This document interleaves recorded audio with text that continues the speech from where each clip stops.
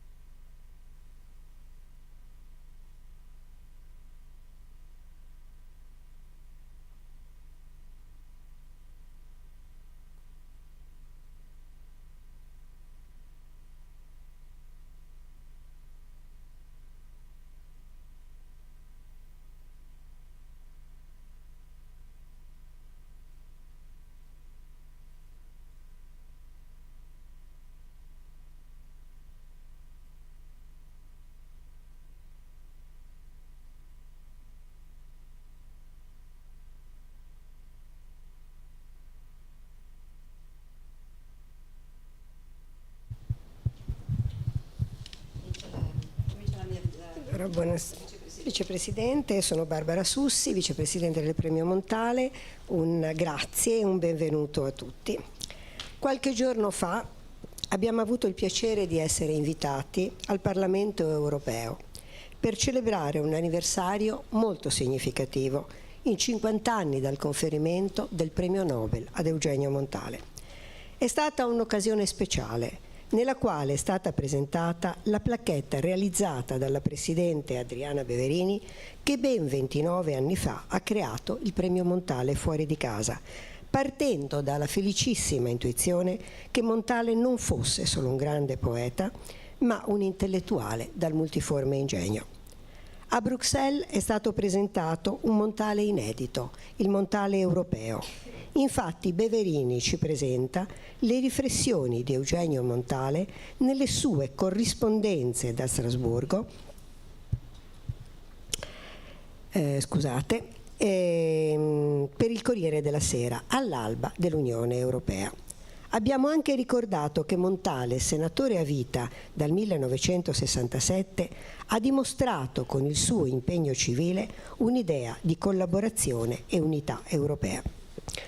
Oggi siamo in questo antico istituto di cultura per consegnare il premio al professor Francesco De Nicola per la sezione critica alimentare.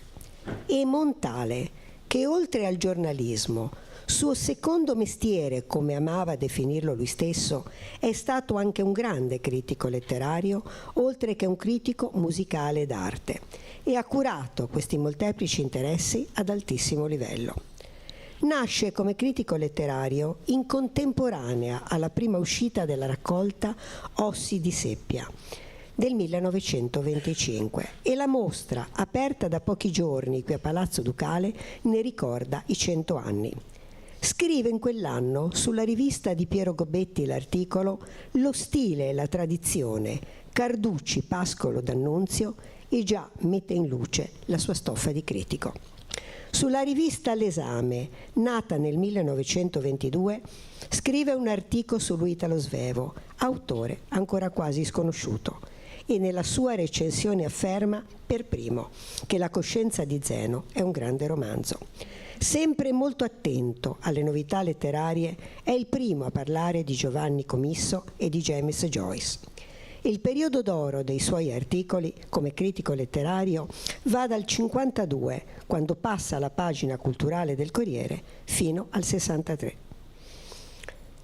In questi anni il nostro premio, nelle sue diverse sezioni, ha premiato una parte consistente della cultura italiana, e le premiazioni si svolgono principalmente nelle 3 città importanti per la vita di Montale: Genova, che gli ha dato i Natali, Firenze, che lo ha visto direttore del gabinetto VSE, e Milano, dove ha svolto l'attività, come abbiamo già detto, come giornalista del Corriere.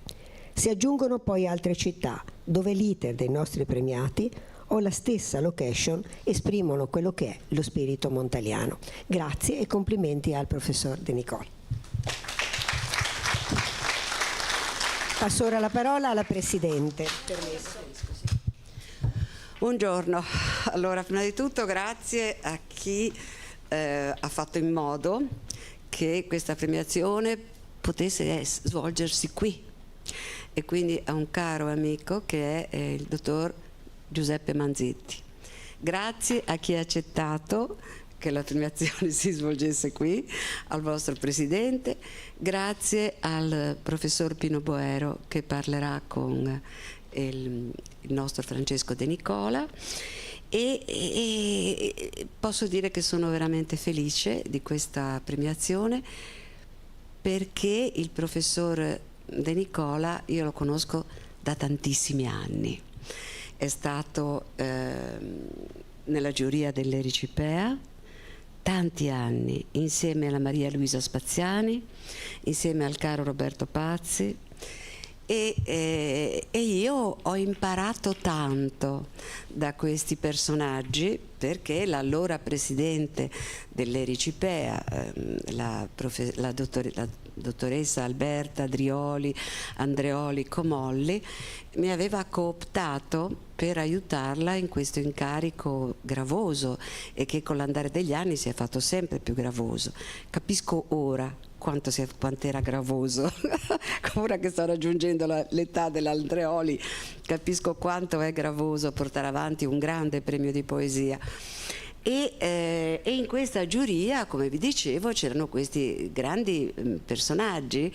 Quando arrivava la Spaziani, sembrava come la chiamava Pazzi, la chiamava l'ammiraglio, mi sembra, no? E lo stesso Roberto Pazzi e il professor De Nicola. Quindi è tanti anni che lo stimo, lo conosco, e ritrovarlo dopo tanti anni, grazie anche a una cara amica poetessa che è Sonia Vatteroni, che ha ricominciato a parlarmene tanto, mi ha ricordato questo bellissimo periodo, mi ha ricordato quanto era bravo, quanto dalle sue motivazioni, dai suoi interventi io avevo appreso e avevo imparato. E quest'anno con un grande piacere, grandissimo piacere, gli ho chiesto se voleva accettare il nostro premio. Il nostro premio, che come sapete ormai ha 29 anni di vita, Si chiama Fuori di casa perché prende il nome, forse qualcuno ancora non lo sa, prende il nome dal libro che è stato pubblicato dallo stesso Montale con questo nome, Fuori di casa, nel 1969, nel quale lui aveva raccolto gli articoli che aveva scritto girando le capitali d'Europa, girando per l'Europa, ma anche andando a Gerusalemme, ma anche visitando il Medio Oriente. Aveva scritto sia per il Corriere della Sera che per desiderio proprio di visitare alcune città. E in effetti è vero, tra queste città c'era anche Strasburgo, di cui lui parla in Fuori di casa. E come diceva la vicepresidente Barbara Sussi, abbiamo avuto questo grandissimo onore di essere stati invitati al Parlamento europeo da due deputati, da l'onorevole Brando Menifei e l'onorevole Tarquinio, che abbiamo premiato quando era direttore dell'Avvenire. E loro hanno saputo che stavo scrivendo questo piccolo saggio, L'Europa ritroverà se stessa e il senso della propria necessità, che racchiude alcuni articoli che Montale ha scritto proprio seguendo a Strasburgo i primi passi del Consiglio d'Europa. E allora abbiamo avuto il grande onore di poter andare a parlare di Montale, dell'anniversario di quest'anno, dei 50 anni dal premio Nobel, dei 100 anni da Ossi di Seppia, e anche poter esprimere, direi forse per la prima volta, quello che Montale diceva e pensava sull'Europa. Ma noi oggi siamo qui per parlare di Francesco De Nicola, e che, anche se lo conoscete tutti benissimo, mi fa piacere rileggere la sua mini biografia, perché gli abbiamo chiesto quella breve. Francesco De Nicola, professore dal 1994 al 2021 di letteratura italiana contemporanea nell'Università di Genova, dove ha creato e diretto dal 2010 al 2019 la Scuola di Lingua e Cultura Italiana per Stranieri. È stato visiting professor all'Università di Aix-en-Provence nel 2000 e dal 2015 insegna nel Master di Cultura Internazionale dell'Università di Granada. È autore di numerosi volumi di saggistica, tra i quali Introduzione a Fenoglio, Introduzione a Vittorini, Gli scrittori italiani e l'emigrazione, Dante tra noi, e di antologie come 43 poesie per Genova, bellissimo, che ho avuto piacere di leggere qualche anno fa e tengo in biblioteca con grande piacere. Ha curato le ristampe di opere rare come Bandiera Bianca, Cefalonia, Sull'Oceano di De Amicis, La Giovinezza di De Santis, o inedite come La voce nella tempesta di Fenoglio e Lettere dal fronte di Ungaretti. E ha raccolto nel volume Ricomporre armonie, e questa è la cosa che veramente mi stupisce e mi incuriosisce di più, professore. Penso che poi forse ne parlerete anche di questo. Ricomporre armonie, le poesie di Bruno Lauzi. Organizzatore di numerosi eventi culturali, dal 2001 presiede il Comitato di Genova della Dante Alighieri e dal 2021 è socio effettivo dell'Accademia Ligure di Scienze e Lettere. Nel 2024 ha pubblicato il libro Scrivere per vivere, dedicato al poeta ligure Camillo Sbarbaro. A questo proposito io pensavo che fossero arrivati i libri. Ah, ci sono, perché poi alla fine verranno donati ai presenti libri scritti dal professor De Nicola, senz'altro l'ultimo Scrivere per vivere. E poi, professore, cosa ha scelto? Beh, ho scelto alcuni. Intanto, visto che mi si dà il microfono, devo dire qualcosa di sensato e comincio con una parola sola: grazie. Grazie. Grazie a Adriana Peverini, all'Associazione Montale Fuori di Casa, grazie ovviamente agli amici dell'Accademia, grazie a voi che evidentemente non avevate niente di meglio da fare oggi e quindi dice, beh, tanto non piove, o forse sì, andiamo al coperto e quindi andiamo a sentire questo. E sì, effettivamente Ci sono un po' di libri che gli editori hanno mandato, sono nella, non so se si definisca anticamera o nella segreteria, e quindi lì ovviamente prendete quello che vi può interessare finché rimanga qualcosa. Altri libri invece li ho lasciati alla biblioteca dell'Accademia e quindi si potranno consultare un domani. Credo che tra poco Pino Boero verrà qui e ci metteremo a chiacchierare.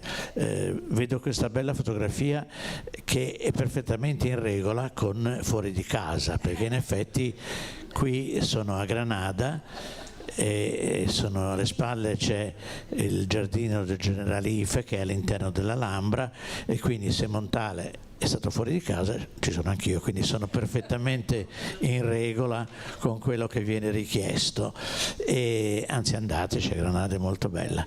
E un'altra cosa che voglio aggiungere a quello che è stato detto prima, cioè Montale ha anticipato delle scoperte.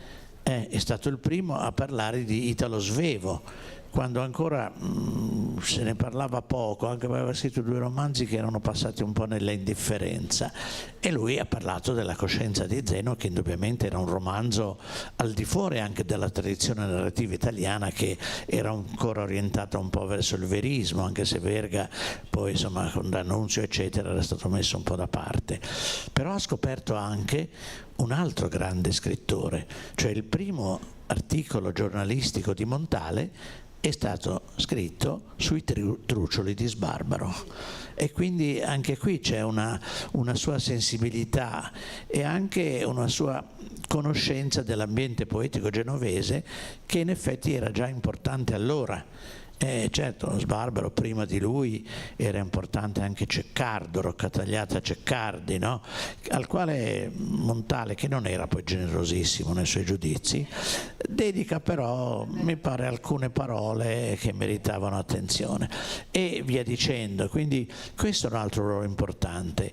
E mi collego un po', se mi permettete, a quello che è stato un po' la guida del mio lavoro. Cioè io credo che la critica letteraria debba essere fondata sulla ricerca. La ricerca non dei meriti dei poeti laureati, perché non è indispensabile, la ricerca del poeta dimenticato, del poeta che non ha avuto capacità o volontà di farsi conoscere.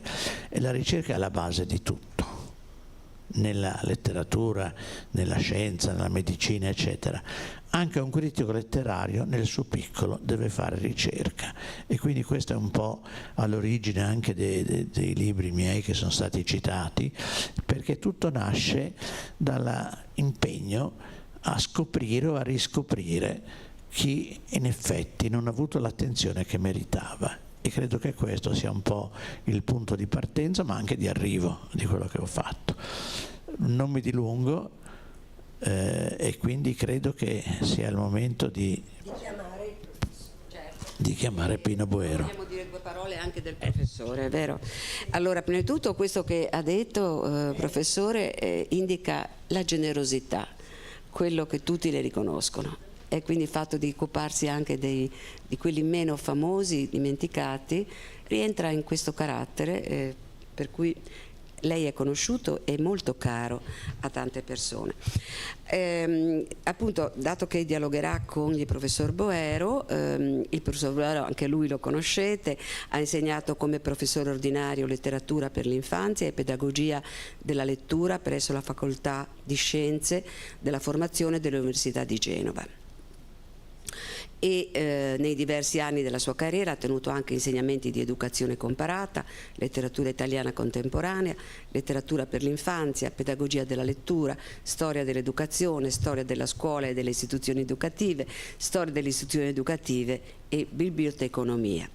Dal 1999 al 2000 ha presieduto il corso di laurea in scienza della formazione primaria, dal 2002 al 2008 è stato preside della facoltà, dal 2008 al 2012 ha svolto il ruolo di prorettore delegato alla formazione, da cui si è dimesso nel giugno del 2012 per ricoprire la carica di assessore alla scuola, allo sport e alle biblioteche, alle politiche giovanili del Comune di Genova.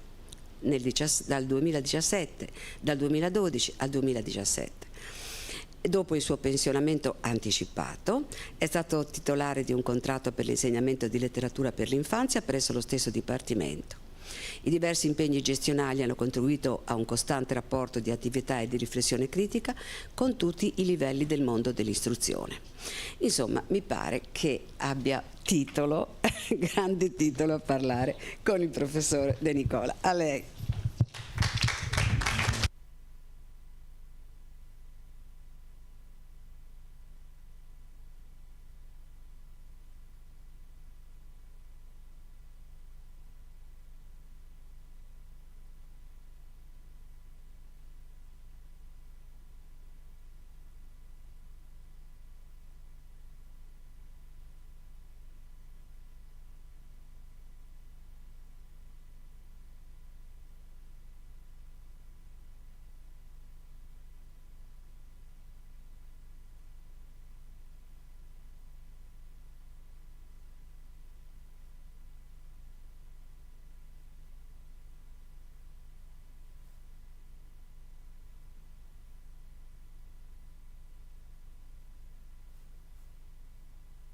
Sì, ecco, adesso sì che mi sentite. Abbiamo fatto un po' di precariato, un po' di anni di precariato, ma non ci siamo mai persi di vista, direi. Anche perché perdere di vista Franco era piuttosto difficile, visto che io oggi non farò certo un elenco delle cose che ha fatto, ma oltre una bibliografia sterminata, solo gli articoli, 1 migliaio di articoli, e oltre tutte le monografie, le cure, eccetera, l'organizzazione di convegni. Perché quando Franco poc'anzi diceva la ricerca è anche mettere insieme studiosi intorno a un tema, intorno a un autore, leggere un autore, perché se c'è uno degli elementi che oggi a me spaventa è che a forza di parlare di varie intelligenze perdiamo l'unica intelligenza che è la nostra, che è quella di leggere e capire. Franco nella sua vita accademica, ma non solo accademica, ha dato dimostrazione che appunto la lettura e la ricerca sono centrali. Siamo d'accordo con lui, perché sì, siamo in un'accademia antica, siamo accademici antichi forse, però fare una lunga prolusione, raccontare i meriti di Franco davvero diventerebbe forse noioso per tutti, anche per noi. Allora facciamo una sorta di dialogo partendo dalle sue pubblicazioni, e iniziamo con la prima, se riusciamo a mandarla avanti. No, ho spento tutto, quindi se gentilmente mi riaccende. Eccola, grazie. Allora, sì, la vedo lì. Ecco, forse pochi, ma siete perdonati, hanno sentito parlare di Pietro Edo. Quando Franco ha iniziato a lavorare era, e poi glielo chiederemo, allievo di un maestro, di uno studioso, Giovanni Ponte, che era particolarmente specializzato nel Quattrocento, nell'umanesimo, e comunque l'amore di Franco per la parte classica, non solo otto-novecentesca, è sempre rimasta ed si è sempre configurata poi non solo con questo primo studio pubblicato appunto nel 78, quindi eravamo agli inizi della carriera, ma poi via via con l'attenzione che ha dedicato alla commedia, a Dante, sempre anche con la dimensione pratica della sua presidenza autorevole alla nostra Dante Alighieri. E allora, già che iniziamo in questo modo, io vorrei che Franco un po' ci raccontasse come ha cominciato la sua attività, quali sono stati anche i suoi maestri e i suoi punti di riferimento, perché oggi forse è difficile parlare di maestri con l'iniziale maiuscola, ma allora in accademia, soprattutto per gli italianisti, perché io ho cominciato da italianista, poi dopo ho preso una strada più di carattere storico-pedagogico, ma gli italianisti maestri c'erano davvero. erano i maestri autorevoli nelle università, la scuola di Getto a Torino, la scuola romane, bolognesi, insomma davvero avevamo dei punti di riferimento. E quindi se Franco vuole dirci qualcosa sui suoi punti di riferimento. Bene. Mi alzo, io sono abituato a parlare in piedi e anche a camminare, infatti i miei studenti mi domandavano ma quanti chilometri fa ogni lezione? Ma forse era un modo per essere vicini. Allora, devo partire un po' da lontano per risponderti. Allora, Il rimedio amoroso è un poema, come c'è scritto forse, poema inedito quattrocentesco. Pietro Edo era uno dei tanti imitatori di Dante, perché quando Dante scrive la commedia, non ancora divina, molti scrittori si accorgono che ha inventato un genere nuovo, cioè il genere del poema visione, nel senso che tu non devi raccontare qualche cosa che viene affidato alla tradizione, alla mitologia, ma vedi in sogno. E quindi questo era un modo del tutto nuovo, no? Di comporre un testo letterario. E ci saranno tanti imitatori in tutta Italia. Voi quando scendete da De Ferrari e andate a Piazza San Matteo, percorrete Vitco Falamonica. Bartolomeo Falamonica era un imitatore di Dante che ha scritto dei canti, non ha dato un titolo, spesso frequentava la Spagna, quindi aveva dei modelli della filosofia spagnola. Bene, Boccaccio cosa scrive? L'amorosa visione. Petrarca, che amava molto poco Dante, scrive i Trionfi, che sono una visione anche quella. Quindi c'era questo genere e a un certo punto, parlando con il professor Ponte, è emerso questo Pietro Edo, che aveva composto anche lui un poema che però era inedito, si sapeva che esisteva ma nessuno l'aveva mai letto. Ora devo aprire una parentesi: come mai il mio primo professore, relatore alla tesi, è stato Giovanni Ponte, umanista tra i maggiori, autore di una eccellente edizione di Petrarca, quando io ho fatto una tesi di letteratura contemporanea su Fenoglio. E in realtà io avevo l'intenzione di fare una tesi su Pavese, e in particolare sulle poesie di Pavese, Lavorare stanca, che non sono molto studiate. Ne avevo parlato con il professor Croce e mi ha detto no, ma ci sono già tanti studi, cosa vuoi dire di nuovo tu su Pavese?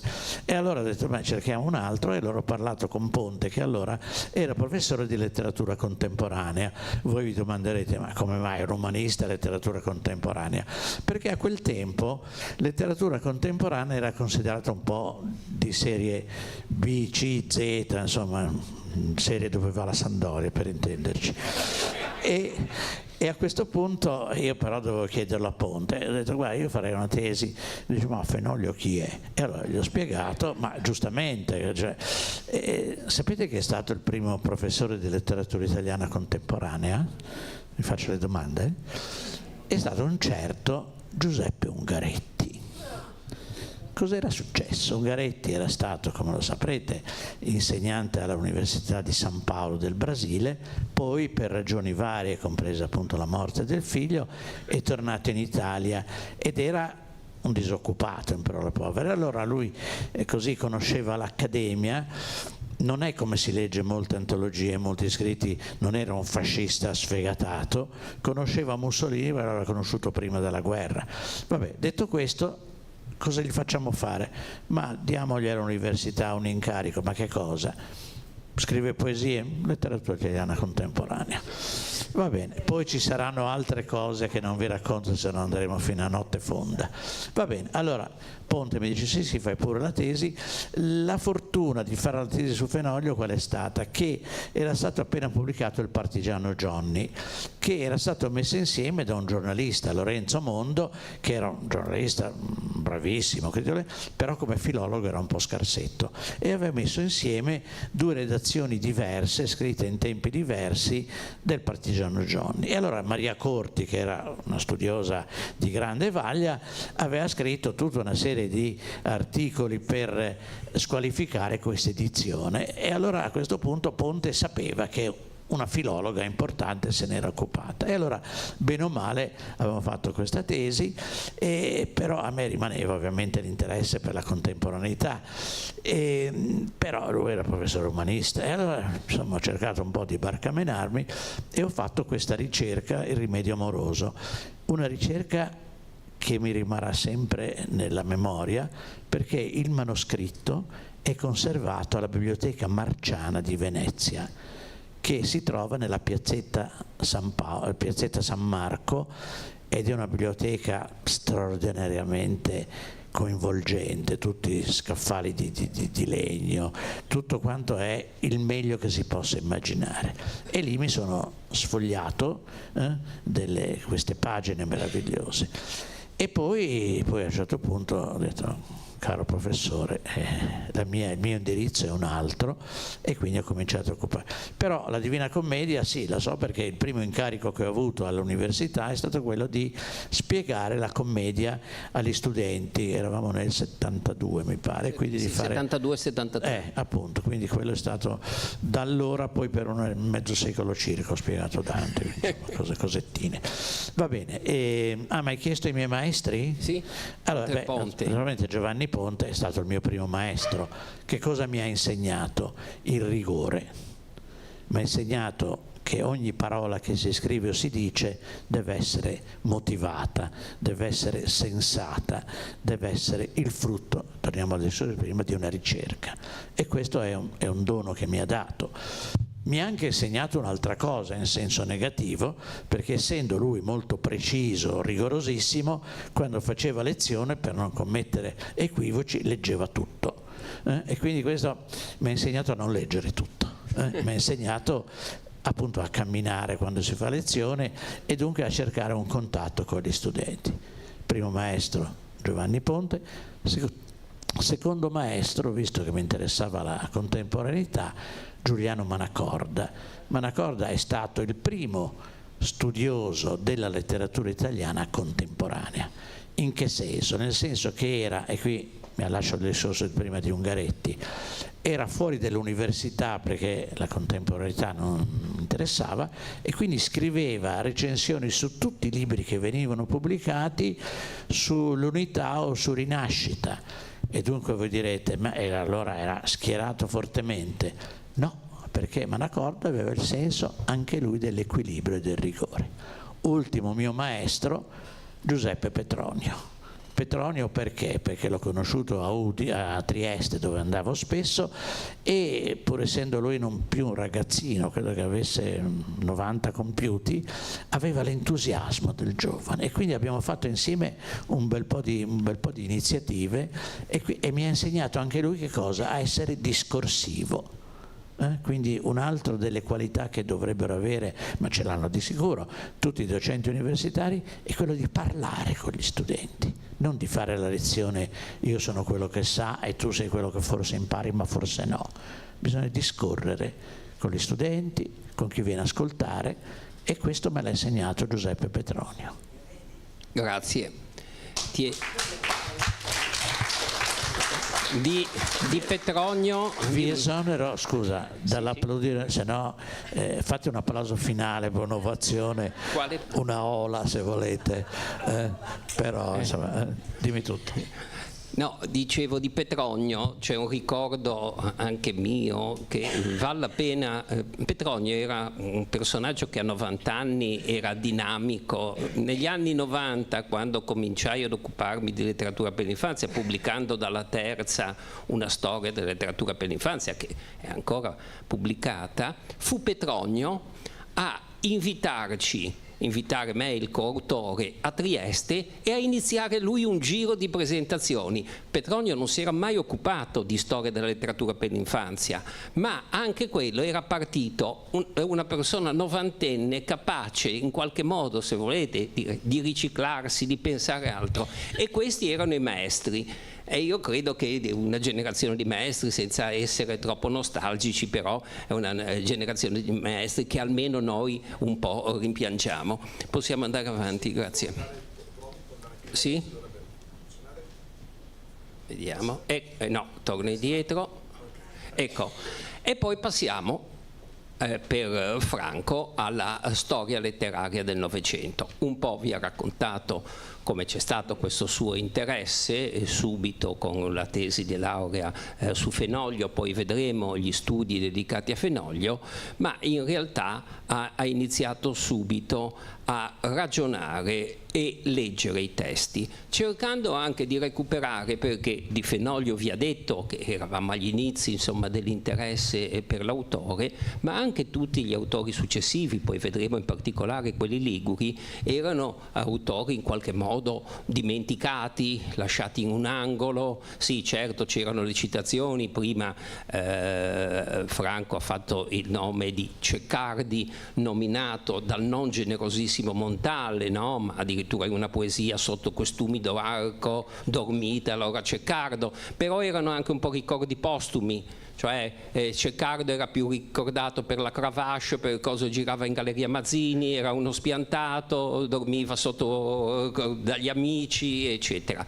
Era un'aneddotica, ma non contemplava la lettura dei testi e l'interesse. Io credo che uno dei grandi meriti di Franco, perlomeno per un certo numero di autori, ma io direi anche per quello che è stato poi lo sviluppo della letteratura in Liguria fra 8 e 900, insomma, si deve a lui. E qui arriviamo agli autori. Gli autori: Beppe Fenoglio. Io ho messo solo 3, questa è solo una mini rappresentazione dei titoli, però a me pare significativa da 3 punti di vista. La cura di un testo, La voce nella tempesta, poi Franco, se vuole, vi dirà qualcosa sul testo, una monografia sull'autore, nel 76 appunto, in qualche modo precoce, e poi nell'89 questa, se volete, guida alla lettura di Fenoglio, e mette insieme 3 cose che caratterizzano Franco. Da un lato la ricerca, la lettura e quindi l'edizione di testi, l'abbiamo già visto con l'umanista Edo, la monografia, cioè il saggio ampio sull'autore, quindi il saggio accademico se volete, e poi la parte didattica. La parte didattica che troppo spesso noi universitari abbiamo un po' tenuto, è proprio la cosa così perché noi siamo alti, noi facciamo ricerca, e invece lui, come io credo condividere anche queste esperienze, insomma, abbiamo ritenuto che la parte didattica fosse davvero parte integrante del nostro lavoro, spiegare e cercare di essere chiari, e quindi questo è un Fenoglio che credo abbia avuto parecchie edizioni e parecchio successo. Quindi se vuoi dire qualcosa magari della voce nella tempesta, che anche questo non a caso uscì da Einaudi. Ma vi dicevo prima che uno dei miei obiettivi è stato sempre quello di far conoscere autori dimenticati. Quando mi sono occupato per la prima volta per la tesi di Fenoglio, era uno scrittore ben poco noto. E allora, siccome poi in realtà a me più del critico letterario interessava molto fare il giornalista, e allora ogni volta che dovevo fare qualcosa la prendevo come necessità di informazione. Allora cosa ho fatto? E prima di leggere la critica letteraria su Fenoglio, sono andato ad Alba e ho conosciuto i genitori, la moglie, il parroco, l'insegnante di inglese, ma è stato interessante perché quando sono andato... C'era anche una ragione gastronomica, questo non lo dice, ma lo teniamo... Beh, quello era fondamentale, se no non sarei andato ad Alba, mi sarei scelto un altro scrittore. E allora vado in casa dei genitori, naturalmente una famiglia abbastanza conservatrice delle tradizioni, quindi mi accolgono in cucina, tovaglie a quadretti, e la madre, in un italiano un po' piemontese, mi dice: ma cosa è venuta a fare per farmi delle domande sull'unico mio figlio che non si è laureato?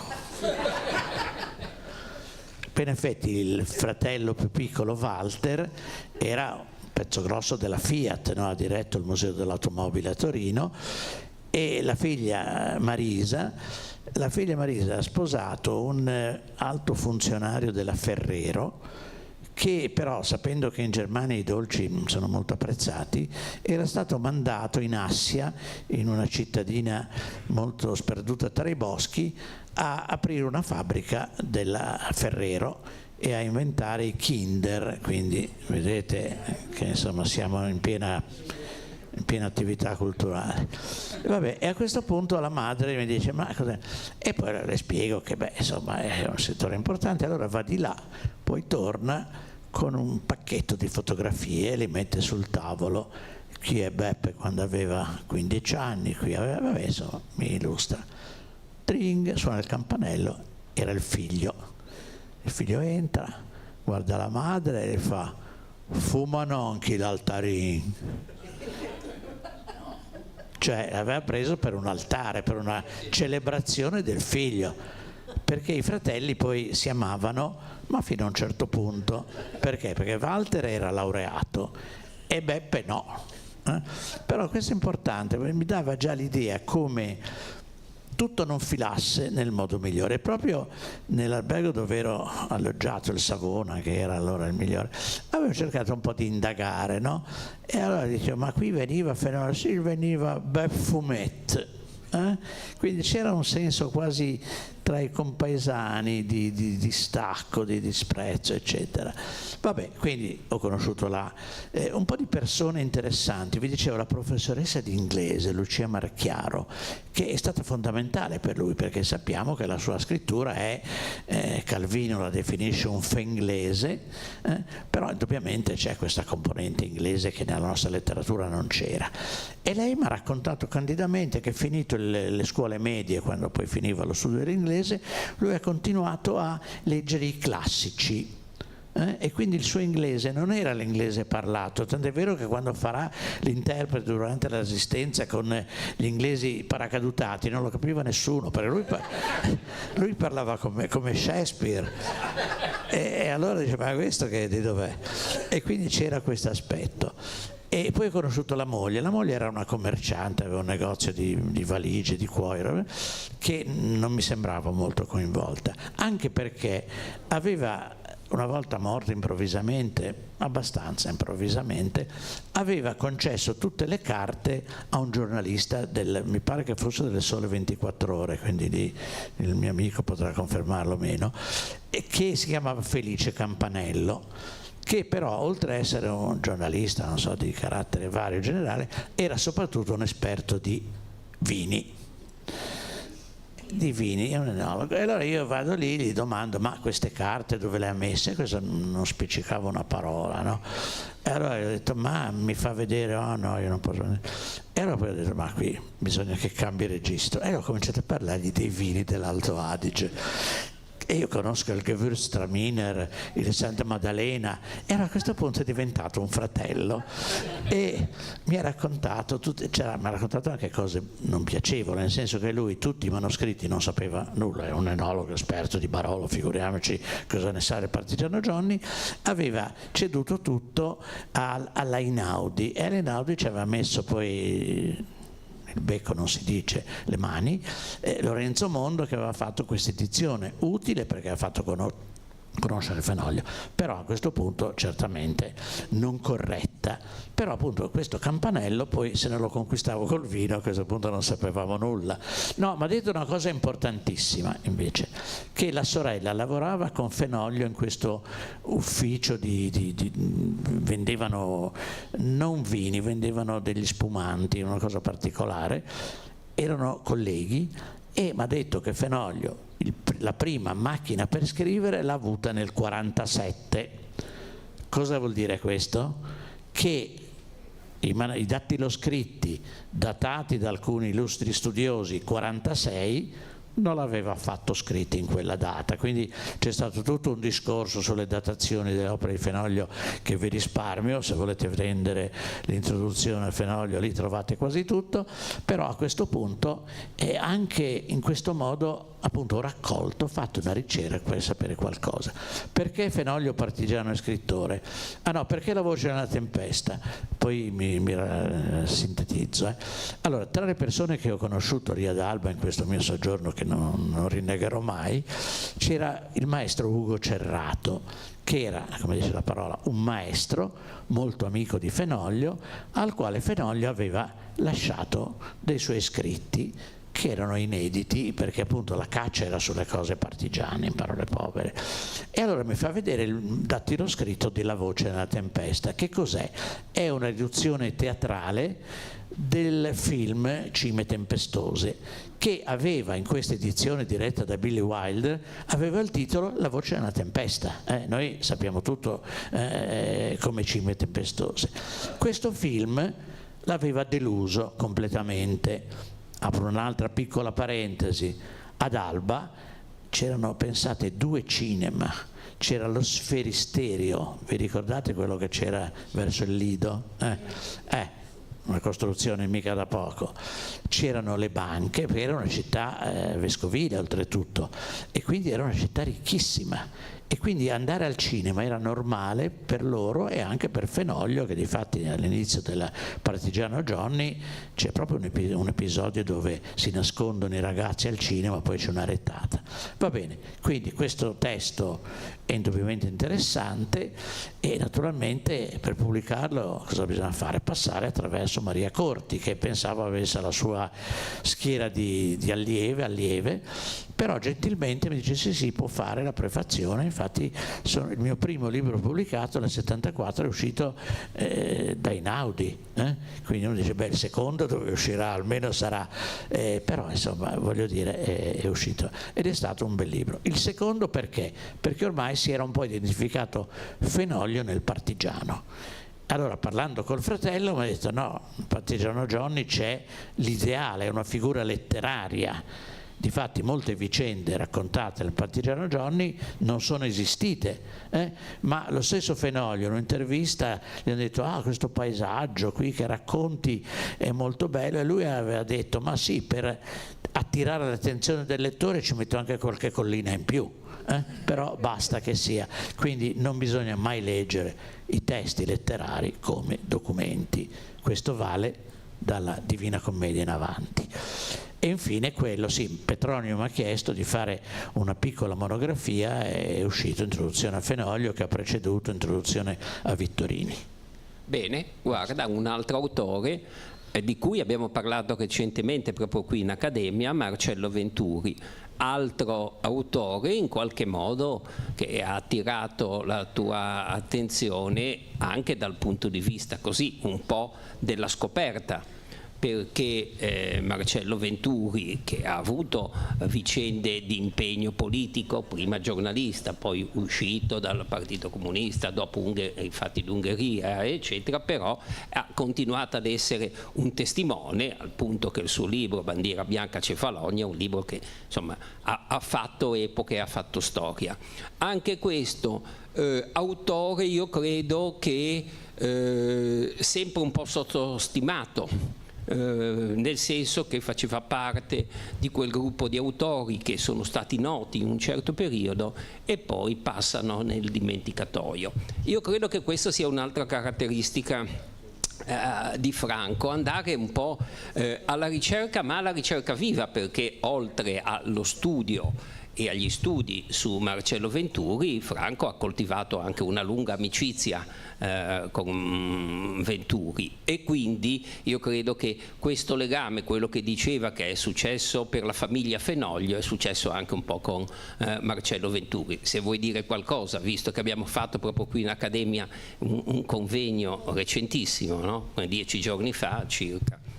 Sì, in casa di Venturi non c'era la tovaglia a quadretti. Non c'era la tovaglia a quadretti. Però no. quando ero invitato lì alla Badia di Tiglieto, c'erano i candelabri, perché non c'era la luce negli appartamenti che vivevano dietro la bellissima abbazia, e per restare nel clima antico non c'era la luce elettrica.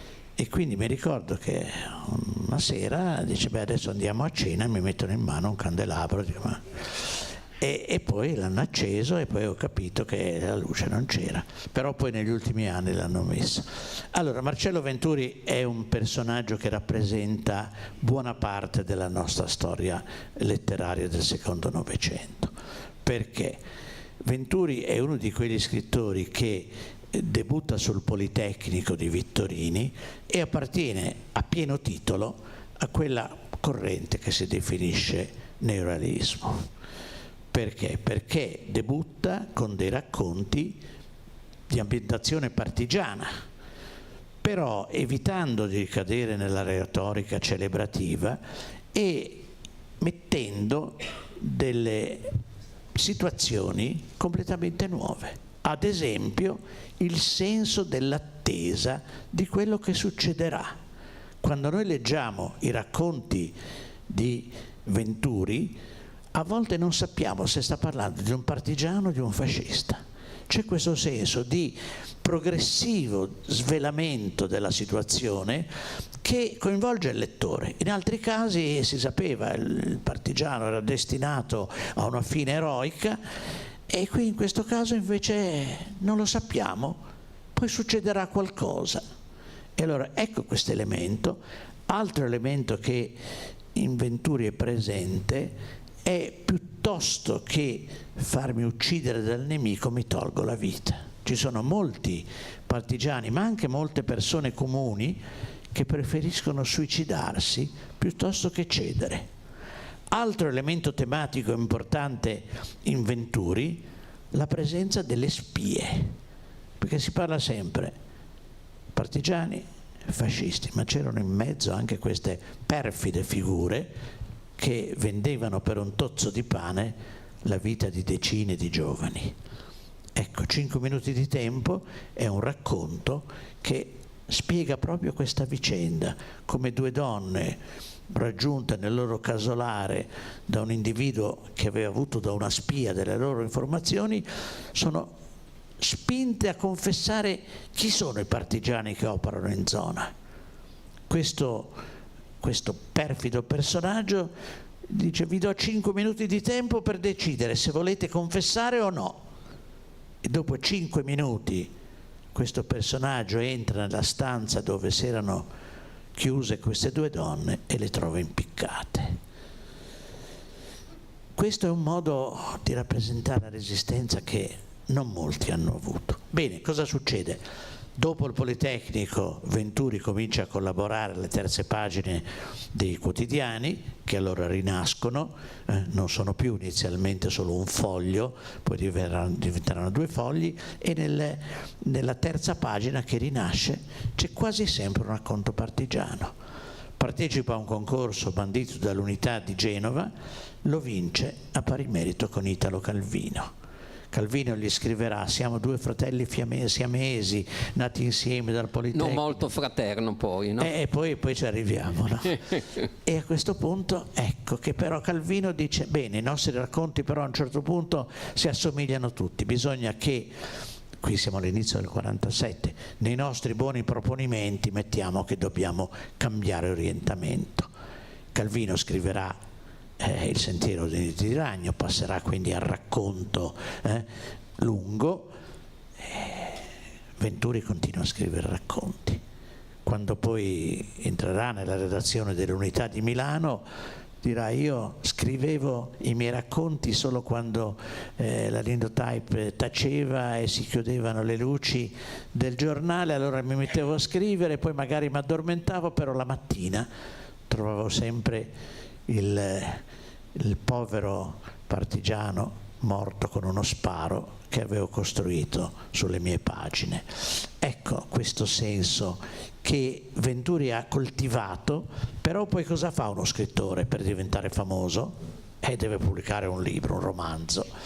E allora Venturi prova a pubblicare un romanzo e lo manda al suo fratello siamese, Calvino, che nel frattempo è diventato responsabile all'Einaudi della collana, non dei gettoni, ma della narrativa in genere.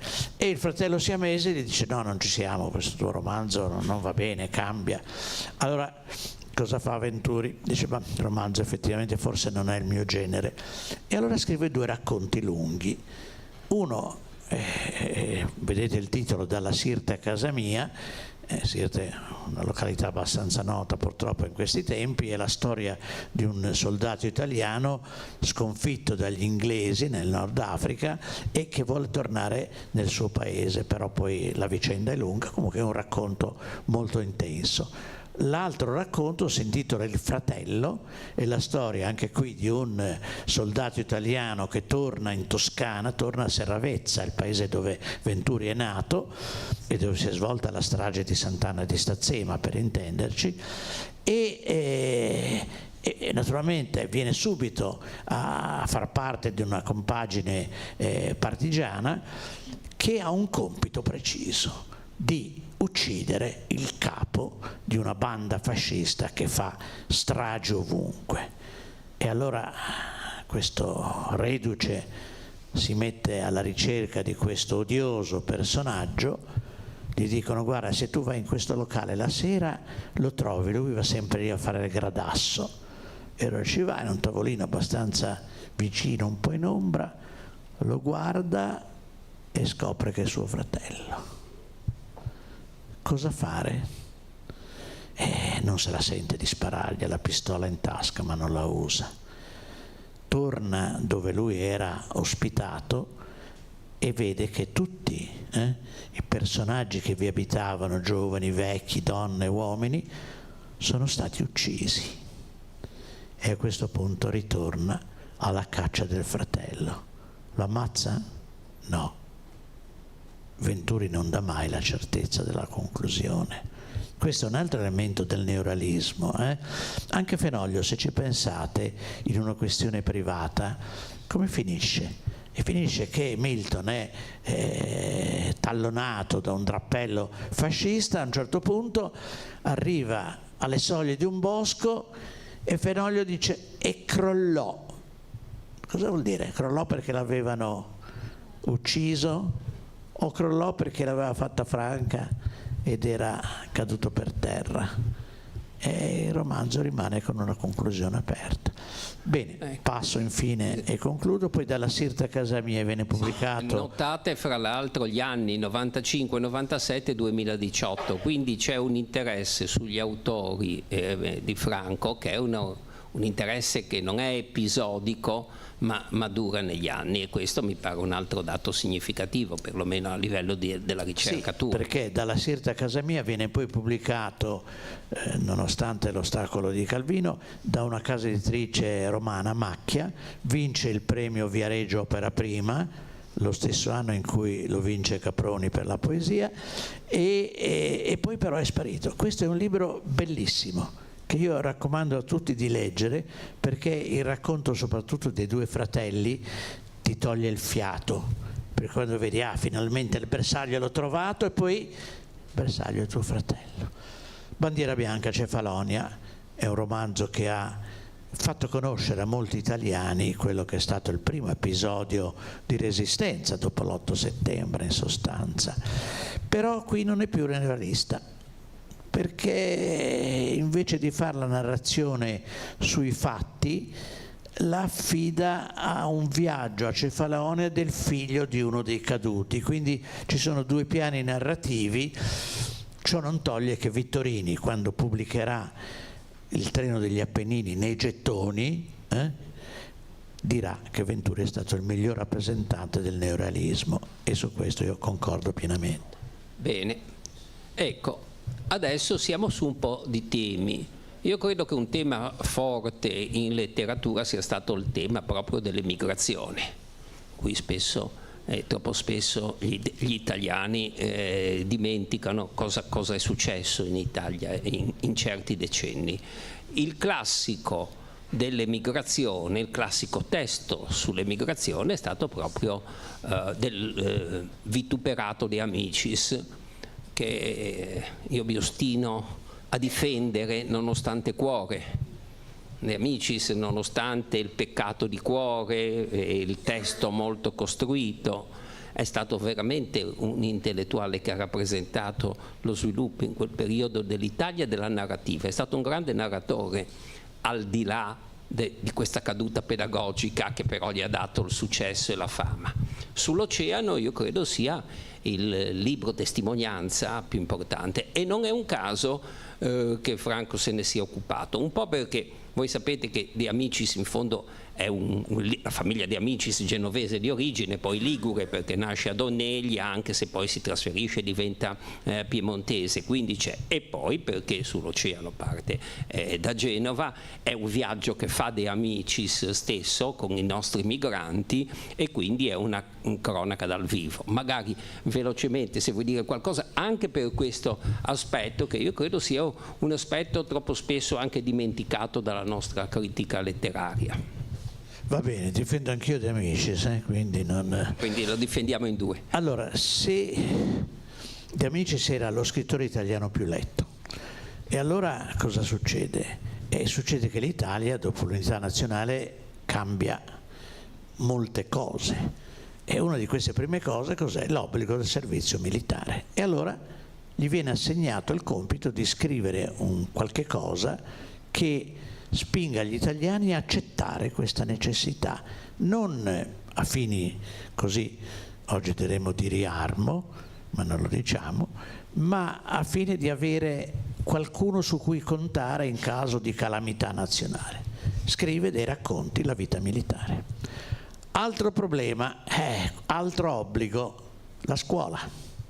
C'era una legge antica che induceva a frequentare le scuole elementari, però cosa succedeva? Che chi non la frequentava non aveva nessuna punizione.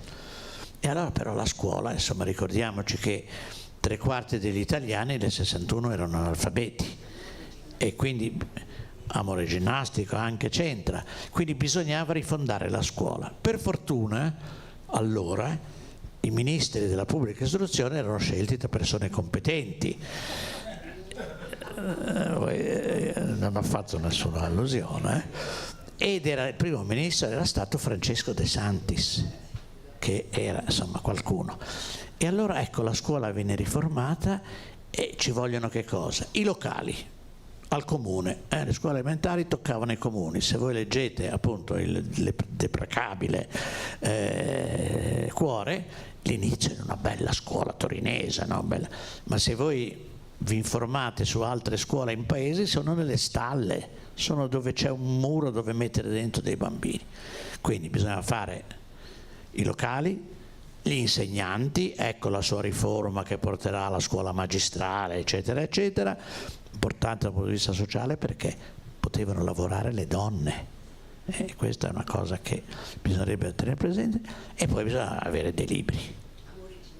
Amore ginnastica, ma anche il romanzo d'un maestro, che è il classico di denuncia dei mali della scuola, cioè De Amicis, al di là di quello che faceva poi con Cuore, che gli ha dato fama ed è molto costruito, romanzi come il romanzo di un maestro sono il quadro attendibile, è la storia di un maestro che è supplente in campagna, quindi tutto quello che diceva Franco, poi finalmente arriverà in città, ma è il quadro di denuncia della scuola italiana, dei mali della scuola italiana, la mancanza di strutture di fatto, ma anche poi il fenomeno grave del fatto che fossero affidate al comune, spesso a sovrintendenti scolastici, il farmacista del paese o altro, e le maestre subissero ricatti sessuali, al punto che c'è il famoso caso della maestra Donati che si ammazza a forza, che il paese dire, e quello è la molla. In Italia ci vuole sempre la morte di qualcuno per far scattare una legislazione che in qualche modo controlli le scuole. Quindi De Amicis, quando si occupa di questi temi, sia il militare, sia la scuola, sia poi adesso l'emigrazione, è sempre al centro della storia nazionale. Ecco, quindi dicevo, secondo problema, la scuola. Terzo problema sociale, l'emigrazione. A partire dagli anni 70, quando entrano in servizio le navi a vapore, e a questo punto c'è un esodo continuo che sconvolge. E allora altro compito che gli viene assegnato, scrive un libro sull'emigrazione. Lui lascia da parte i libri sulla scuola e fa un viaggio in Argentina, dove viene invitato dal direttore di un giornale di Buenos Aires. Fa questo viaggio, però vede che non tutti gli emigrati hanno avuto successo e al ritorno non scrive nulla. Riprende i 2 libri, anzi riprende Cuore, scrive il libro sulla scuola, però il primo racconto di Cuore cos'è? È Dagli Appennini alle Ande. Ecco, torna il tema dell'emigrazione. Che è poi il viaggio che Di Amici si fece da Buenos Aires a Cordoba, perché lui fece, io l'avevo rifatto quando mi invitarono giù, ma lo feci in aereo, che era un po' diverso. Loro se l'erano fatti con carrozze, addirittura il personaggio su carri da buoi, eccetera, è una bella distanza, quindi insomma non... E quindi cosa succede? Però dopo aver pubblicato Cuore gli chiedono sì, ma un libro sull'immigrazione devi farlo. E allora cosa fa? Un libro sull'immigrazione in Argentina? No, un libro sul viaggio da Genova al Mar della Plata. E questo libro credo che spieghi che cos'è l'emigrazione e anche l'immigrazione ovviamente, molto più di infiniti saggi storici. Ci sono 2 ragioni: la miseria e il coraggio. E qui c'è il racconto di quello, voi direte sì, ma cosa succede in un viaggio sull'oceano? Non succede. E invece no, c'è tutto un ritratto di personaggi, di situazioni, di... Le 3 classi. Le 3 classi, no? E ci sono anche delle scene abbastanza audaci. Agli Amici questo tema non dispiaceva. E quindi abbiamo veramente un resoconto su quello che è l'emigrazione vissuta. Gli scrittori italiani all'emigrazione, perché questo è un argomento, questo libro l'ho scritto nel 2008, quando ancora non se ne parlava tanto. Riparlo ovviamente di Sull'Oceano, ma parlo di un altro grande scrittore che ha avuto il coraggio di opporsi all'emigrazione laddove si viveva meglio, gli Stati Uniti. Giovanni Pascoli, il poemetto Italy, siamo nel 1905, racconta perfettamente che tu puoi anche vivere meglio, far la colazione con i cornflakes o quello che volete, però poi ti ammali. Ti ammali e cosa fai? Devi tornare al tuo paese, torni nella Garfagnana dove la nonna passa il tempo a mungere le mucche, a fare la raccolta della legna, dove la madre tesse con un vecchissimo telaio e allora la nuora dice ma in America quello che tu fai in un giorno si fa in un anno. Questi 2 mondi a contrasto. Ecco allora perché bisogna parlare di scrittori italiani e l'emigrazione. Ci saranno altri libri importanti, però tutto parte da questi 2 grandi. Ed è anche importante un'altra cosa, che in realtà questo tema non è stato affrontato come l'importanza sociale del problema avrebbe richiesto. È un problema un po' messo da parte. Certo, c'è una bella novella di Pirandello, ci sono varie pagine, però in realtà quando si comincia a parlare molto di immigrazione, quando l'emigrazione finisce, negli anni 70, 80, pensiamo a Laura Pariani, tanto per fare un esempio che tutti conoscono, e poi altri romanzi, però ormai l'emigrazione non esiste più, esiste semmai l'immigrazione, però la molla è la stessa, miseria e coraggio. Grazie. Ecco. Arriviamo velocemente perché questo è il tema centrale: cultura e letteratura in Liguria, narrativa, teatro, giornalismo. Franco credo sia il critico e lo studioso che abbia sondato più profondamente, ma anche con maggior larghezza di documentazione, di ricerca di autori, la letteratura in Liguria. Devo dire che abbiamo un po' cominciato in questo caso insieme, perché negli anni 70 abbiamo cominciato a schedare a Capo Berta, nella Villa Novaro, la biblioteca di Guido Novaro, figlio di Mario, che era scomparso da pochi anni, Guido. E allora è stato anche quella una bella esperienza per vedere quanto in fondo la Liguria culturale contasse e magari avesse degli autori da recuperare. Lì abbiamo, ma possiamo passare anche, li vedete come dimensione generale bibliografica, ma a me interessa in questo caso andare anche a dei temi specifici. Perché perché prima abbiamo parlato di tema dell'immigrazione, adesso a me pare importante il fatto che il tema del Risorgimento Franco poi l'abbia declinato su degli autori liguri, Anton Giulio Barilli di Carcare, Cesare Abba, e abbia in qualche modo collegato questo tema spesso retorico, perché noi insomma ricordiamo che partiamo da Quarto e noi siamo la città del Risorgimento, però in fondo a livello letterario è un tema estremamente importante e Franco l'ha declinato in vari modi. Vuoi dirci qualcosa magari velocemente su questo? Allora sì, in effetti la Liguria, sappiamo, nel Risorgimento ha avuto un ruolo di primo piano e ci sono alcuni libri, appunto tra quelli, prima è stato inquadrato un titolo di un mio libro, Dal bestseller all'oblio, perché molti scrittori, come ad esempio Anton Giulio Barilli, nel 1876 è stato lo scrittore italiano più letto in tutta l'Italia. Chi si ricorda oggi di Barilli, a parte gli studenti della scuola che peraltro è chiusa? Nessuno. Barilli è stato un gran personaggio e io qui ho fatto ristampare Con Garibaldi alle porte di Roma, che è un romanzo sulla sconfitta di Garibaldi, su Mentana. E qui le premesse sono ottime, perché i volontari erano 7.000 riuniti nell'Umbria meridionale per andare a liberare Roma. E allora altro che i 1.000, qui la situazione è migliore. Ma cosa succede? E succede che intanto, mentre i picciotti si erano sollevati, i romani non è che facessero tanto per aprire le porte a Garibaldi. E poi i soldati dei Borboni, adesso poi Raffaella mi smentirà completamente, non è che avessero, sì, appunto, dobbiamo stare attenti a come parliamo, la pelle da vendere, mentre a Roma c'erano i francesi con i famosi fucili Chassepot, che quelli erano, insomma, e quindi in sostanza il nostro Garibaldi arriva con 300 dei 7.000, pensate, ma questo non deve neanche stupirci, perché i volontari fanno i soldati quando il rischio non è molto alto. Mi ricollego a Fenoglio, no? L'inizio dei 23 giorni di città di Alba. Alba la presero in 3.000 il 10 ottobre 1944, la persero in 300 il 2 novembre. 3.000 volontari quando sanno che la vittoria è facile, 300 quando sanno che devono combattere e magari possono morire. Ecco, Con Garibaldi alle porte di Roma il racconto della sconfitta di Garibaldi.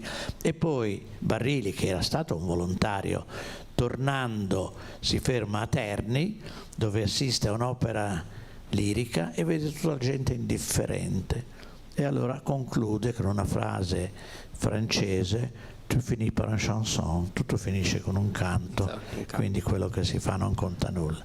Da Quarto al Volturno, Giuseppe Cesare Abba, un grande scrittore che aveva, era dell'entroterra di Savona, no? Di Caro Montenotte, veramente non era di Caro Montenotte, era del paese vicino, adesso mi sfugge il nome, dove è nata Annalisa, per intenderci, per parlare di cose dotte, Carcare, esattamente.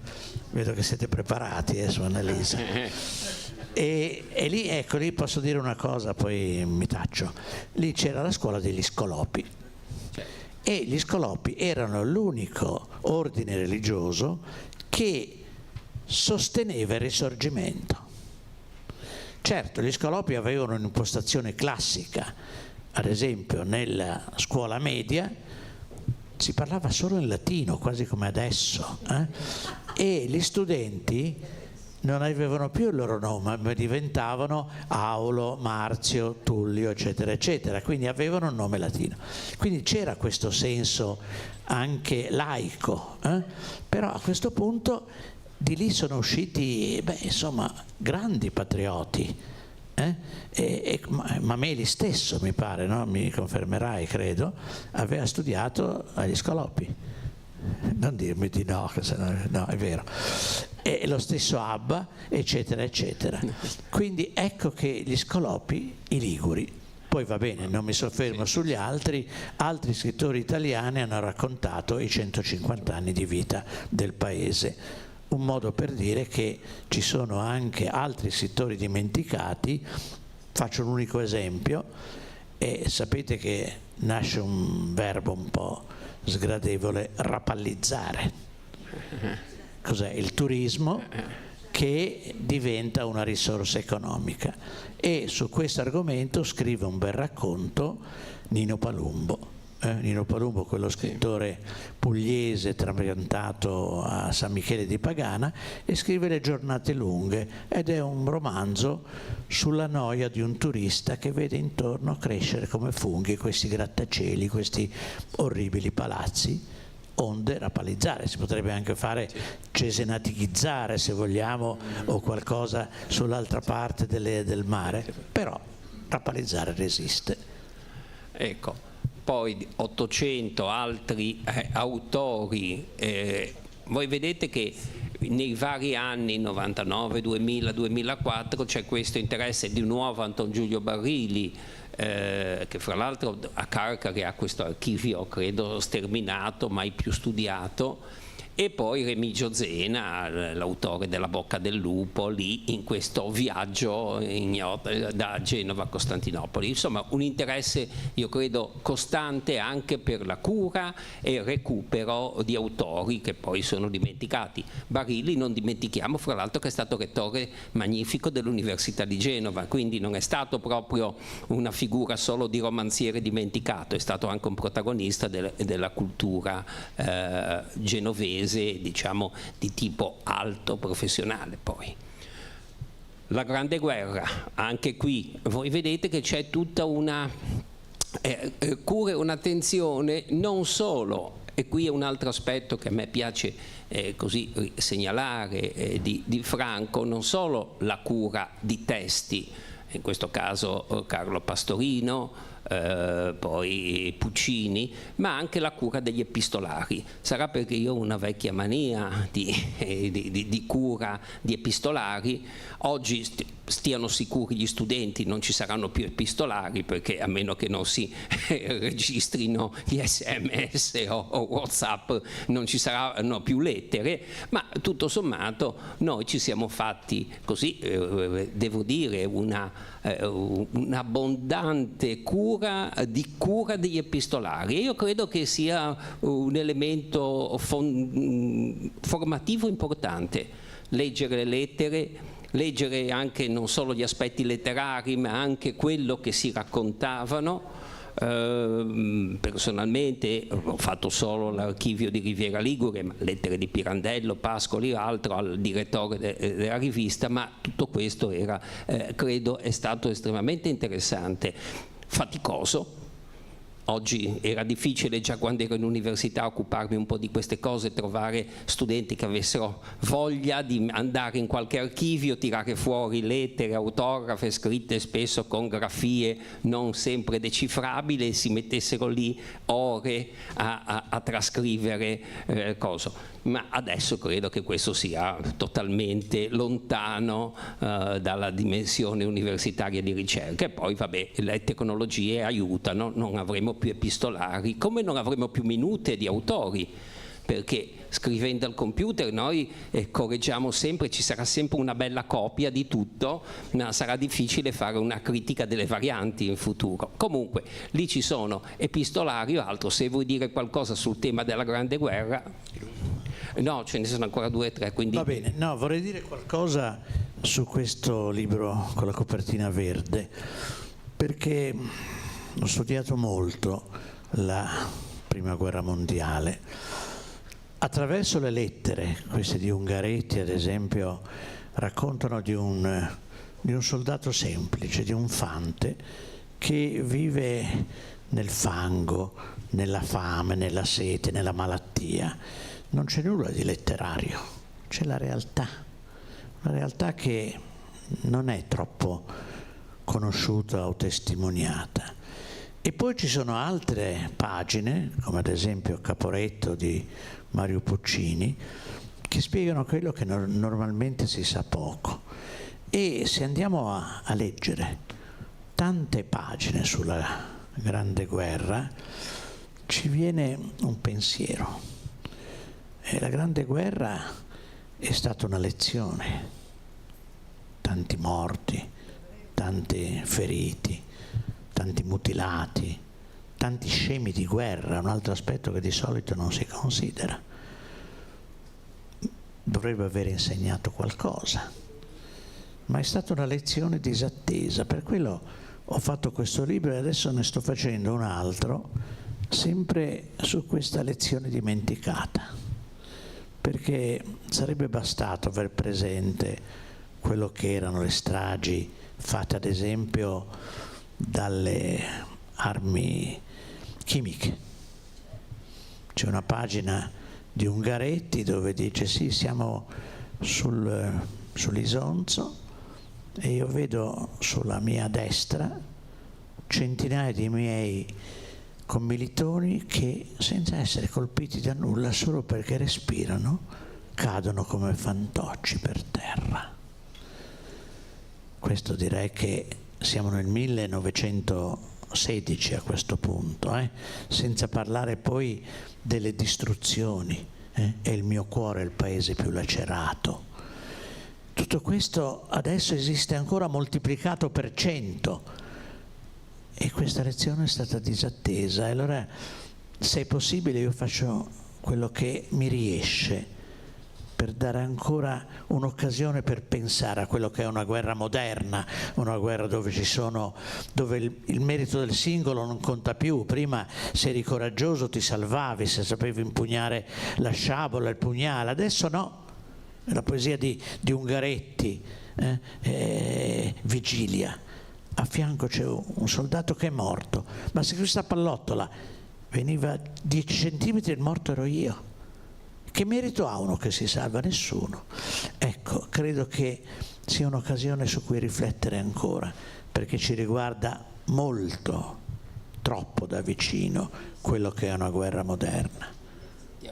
Andiamo. Poesia, questo libro citato prima, 43 poesie per Genova, Giorgio Caproni, La Liguria dei poeti, altro tema, direi che possiamo passare. Descalzo è stato uno dei primi tuoi interessi, hai organizzato il primo convegno su Descalzo a Sestri Levante, poi via via, come vedete, 80, 83, 2002, sempre con questo interesse continuo per gli autori, sempre mettere al centro la loro lettura e l'edizione dei loro testi. Sbarbaro, e avrete tutti l'omaggio, credo, là in fondo, di Scrivere per vivere, che a mio parere, visto che ho avuto la fortuna di leggerlo prima, è un po' la sintesi di quello che hai fatto su Sbarbaro, e molto dall'interno dell'autore, molto dall'interno della biografia, la poesia come autobiografia in qualche modo, ed è un bel testo che vale la pena leggere. Altri poeti, il mio caro Gherardo Del Colle, ma vari poeti, vedete che sempre questo interesse costante nelle edizioni, inizia nel 96 se vogliamo e nel 2013 va avanti. E poi l'ultima, quella che si citava, i cantautori, le poesie di Bruno Lauzi, ma non dimentico anche Mannerini, perché questo straordinario autore, cui De André doveva moltissimo, è stato studiato, è stato al centro anche dell'interesse di Franco. Su questo direi che puoi concludere, anche perché è un po' strano che un dotto fatto professore universitario si dedichi a queste cose, e io credo che invece questo sia un segno di intelligenza critica e anche di disponibilità a tutte le letture, perché in fondo leggere è sempre formativo, anche leggere i cantautori e leggere i loro testi. Vai pure. Sì, ma dirò qualche cosa su Mannerini. Ora, Mannerini era un cultore delle arti, era un protagonista del CUT, il Centro Universitario Teatrale, fondato da Molinari, e aveva questo sogno di scrivere, di leggere. Però per la vita cosa faceva? Il marinaio, era un cambusiere e viaggiava su navi da carico dirette verso il Nord America, ma non nei grandi porti, piuttosto Norfolk, Charleston, eccetera, eccetera. E quando arrivava cosa faceva in America? Comprava dei libri, possibilmente di poesia, ma anche in generale, e li portava poi a Genova ai suoi amici. Uno dei suoi amici era Fabrizio De André. E a Fabrizio De André un giorno gli dà un libro, dice: guarda un po' questo, se ti può interessare, antologia di Spoon River. Quindi è stato lui, non come si dice la illustre americana, la Pivano, ma è stato lui a dargli questo libro, così come pure aveva dato delle poesie scritte da lui, perché lui poi scrive anche poesie, ai New Trolls. Se voi conoscete quella canzone Io sono Irish, quello della bicicletta, è una poesia di Riccardo Mannerini, il quale purtroppo ebbe una vicenda umana tragica, perché appunto come cambusiere gli esplose in faccia una cambusa, perse la vista, e però quello che è stato un po' alla base di questo lavoro, pur non vedendo più, continuava a scrivere sui fogli A4 le lettere dell'alfabeto che ricordava.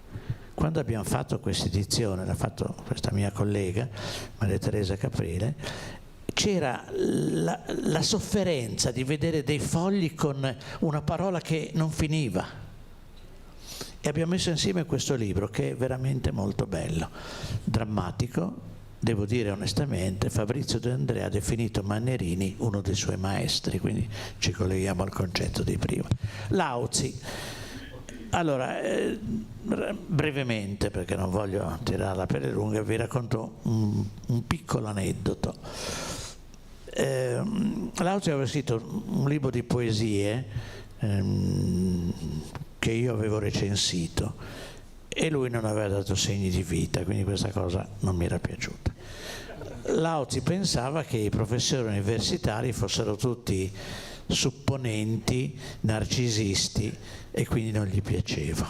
Però è successo che devo dire un professore, ma credo che forse bisognerebbe usare qualche parola un po' più bassa, ci aveva invitato a Charleston a parlare lui dei cantautori e io ovviamente dei poeti liguri. E allora abbiamo appuntamento alla Malpensa, a un certo punto sento l'altoparlante mentre ero lì che stavo al gate, come dicono quelli che sanno, e il signor De Nicola si presenti al gate 64, vado, dico avrò sbagliato tutto, non lo so, vedo lui che dice: senti, andiamo perché c'è l'impiegato lì che mi conosce, viaggiamo in business class. E vabbè, andiamo. Vabbè, allora mi siedo in questa poltrona lussuosa, ampia, spaziosa, davanti c'è un film che scorre e sul bracciolo c'era un telefono, e allora comincio un po' a trafficare e chissà come funziona. Allora, c'era una fessura, dico ci metterò la mia carta di credito, ce la metto, scorre, vabbè, provo, faccio poi il numero di casa, risponde mio figlio. Dice: ma come, non sei partito? Dico: sì, sono sopra Parigi in questo momento. E allora, dice, vabbè. E allora Lauzi a questo punto dice: ma come hai fatto? E ho detto: guarda, è semplicissimo, dammi il numero di casa e te lo faccio io, visto che gli ho dato il numero. E a questo punto ha parlato con la moglie e siamo diventati 2 fratelli. Anche perché questo signore che ci ha invitato, poi ho scoperto dopo che in America, allora le università in America hanno una base fondamentale per avere successo, avere una buona squadra di pallacanestro, ecco, che dà lustro.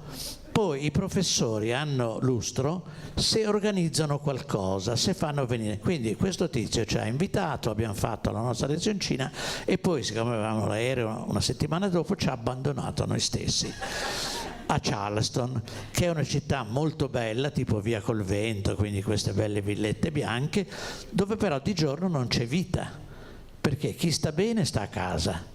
Chi non sta bene va a lavorare e quindi vai per queste strade e non trovi nessuno.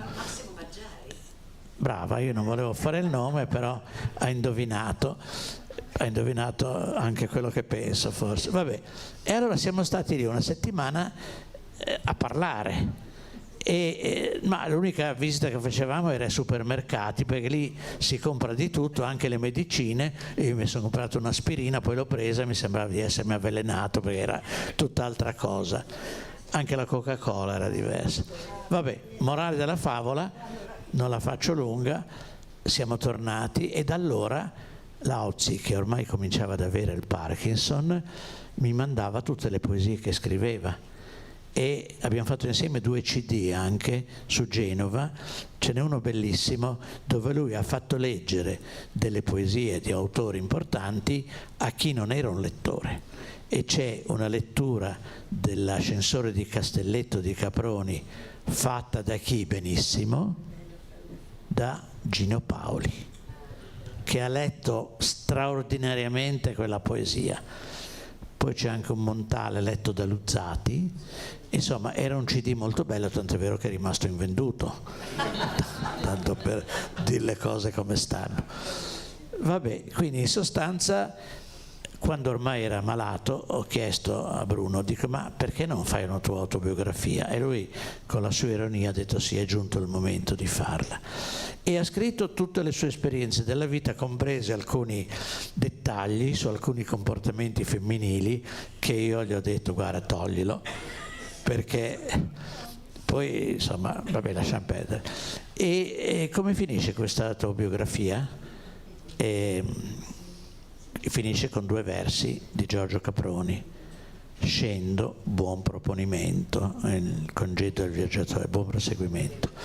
Le poesie gliele ho messe insieme perché sono di una bellezza, di una forza assoluta. Forse qualcuno di voi ricorda, durante la pandemia, di aver sentito la poesia alla mano. No? Sì? Chi lo sa? Ve la leggo? Sì. Però dov'è il Direi libro? così, C'è il libro lì. in poesia. Se mi date le poesie di Lauzi, ve la leggo e finiamo così. Ah, ce l'ha forse? Ce l'ha lei? Sì. Grazie. Allora, questa poesia, ve lo anticipo, durante la pandemia questa poesia rappresenta l'accettazione della malattia, e in quella fase ovviamente era un problema importante, ed era stata letta da Tullio Solenghi ed era stata poi diffusa in tutta la Liguria, credo, perché, però non vi leggo questo, vi leggo un'altra cosa, cioè vi leggo la mano, ma non in questa edizione. No, non se lo trovo. Ci arrivo, non abbiate paura che... Anzi, ve ne leggo 2 già che ci sono. La mano, 124. Ve ne leggo 2, una è la mano e l'altra poi sentirete.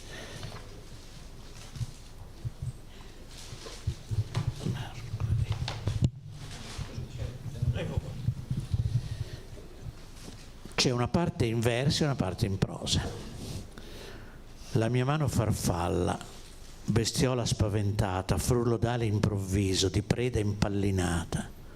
Di rifugio in rifugio, di taschino in taschino ho una sola speranza: che voi dimentichiate le sue dita agitate che riempiono la stanza mentre si inventa il vento, vi racconta il mare. Nata per lavorare sul palco della vita, per farsi perdonare arranca inutilmente. Eppure l'ho avvertita: faccia quel che si sente, io la continuo a amare, pur se perdutamente. Parte in prosa. Adolescente avrei flirtato volentieri con la morte. Fortunatamente lei, che sapeva tutto della vita, mi disse: sono troppo vecchia per te, non sei ancora pronto per un legame serio e duraturo, non andremo bene. Eventualmente, quando sarai maturo per avere una storia importante, vorrà dire che ti presenterò una ragazza seria, la mia sorellina Malattia. E la stagione è venuta finalmente, è bastato guardarci e ci siamo presi. La cosa strana è che è stata lei a chiedere la mia mano. Ormai è più di un anno che conviviamo, ma i miei non sono contenti per niente. Adesso ve ne leggo un'altra, se la trovo, ma penso di sì, con una piccola appendice che però non c'è.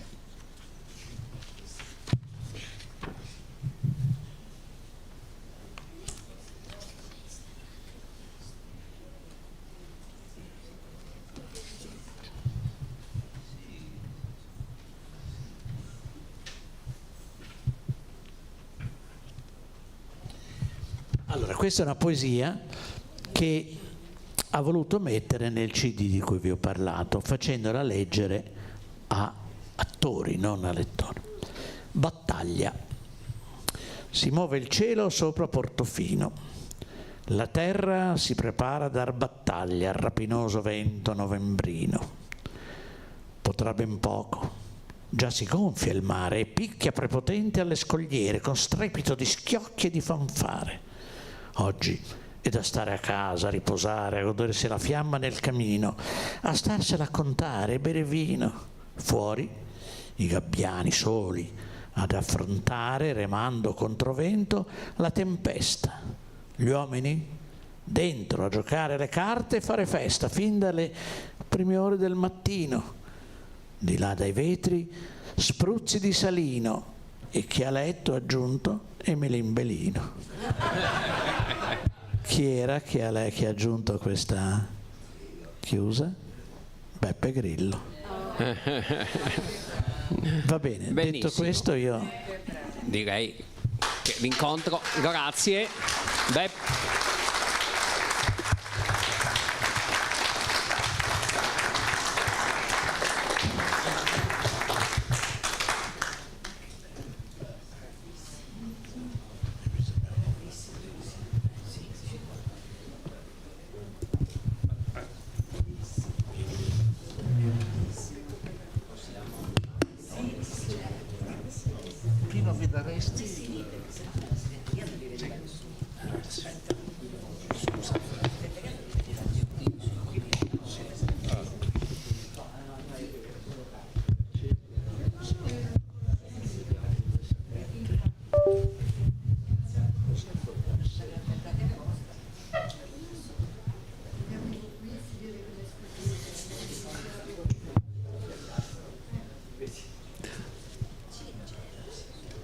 Caro Franco, che dirti, se non che rimpiango di non essere stato tuo studente.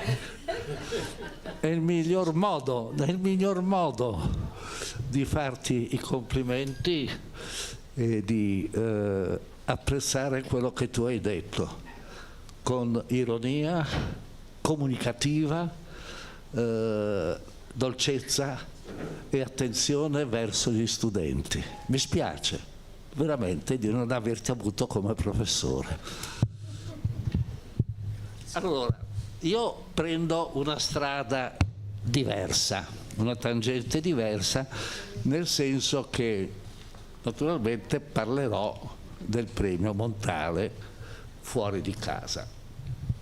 E in apertura vorrei subito dire che la Presidente Adriana Beverini è una di voi perché si è laureata con Franco Croce Bermondi all'Università di Genova. Tant'è vero che lo ricorda con la R ruotante quando parlava, il che ha fatto venire in me un ricordo che quando andavo alle 8 di sera a Santa Margherita su Rai 3 e sentivo la sua voce, prendevo subito un posteggio e lo ascoltavo, e il giorno dopo gli telefonavo per fargli complimenti. Fermavo immediatamente la macchina.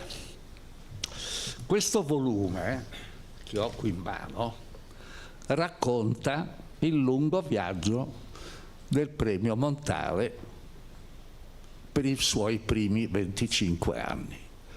Quindi, se fate bene i conti, la matematica non è un'opinione, è chiaro che l'anno prossimo sarà una nuova cifra tonda, 30 anni.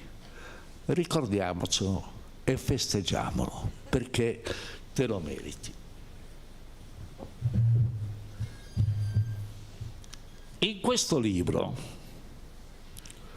Stefanini, che è uno di quelli che ha contribuito alle varie prefazioni, parla di questa tua e vostra avventura, cara Barbara, come un circo itinerante tra le città montagliane e, aggiunge, un bel posto da frequentare dove si incontra sempre la parte più significativa della cultura italiana.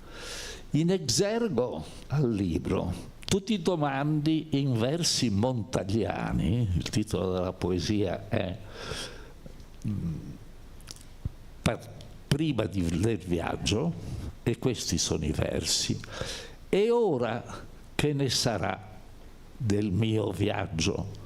Troppo accuratamente l'ho studiato senza saperne nulla. Ti sbagli, cara Adriana. Anche oggi, qui, in accademia, hai studiato accuratamente De Nicola, uno studioso della cultura letteraria italiana, e non solo, di altissimo livello, quindi ancora complimenti per la scelta del premiato.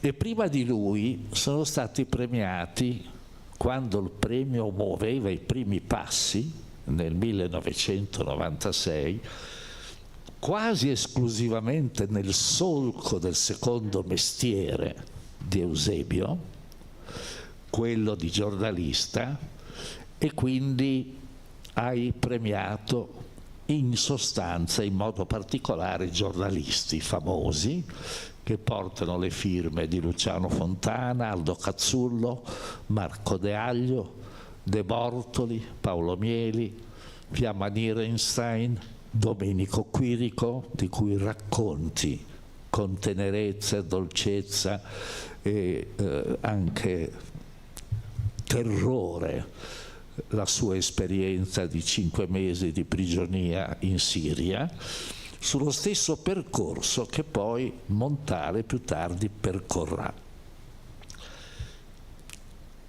Scritti tutti quelli articoli ed editoriali di Montale che sono stati poi raccolti nel volume Fuori di casa, che ottenne il premio Isola d'Elba e che va posto accanto a quello di Montale, Acuto critico musicale, che porta il titolo di Prime alla Scala.